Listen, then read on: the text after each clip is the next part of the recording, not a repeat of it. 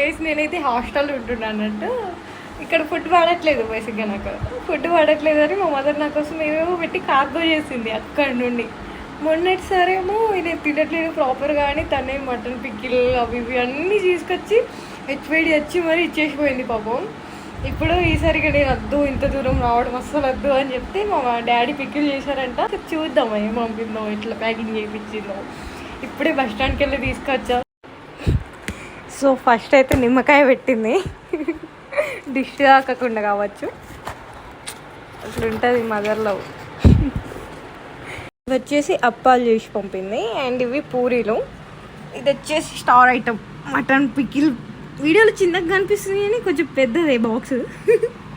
So ఇక్కడ ఇది oil leak అవ్వకుండా ఇక్కడ కూడా ప్లాస్టర్ పెట్టింది చూడండి.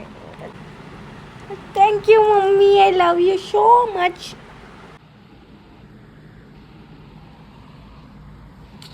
సో ఇది ఆయిల్ అనేది మొత్తం పైనకి వచ్చేసింది కానీ లోపల ఇట్లా అదంతా మిక్స్ చేసి ఇలా అవుతుంది అన్నట్టు.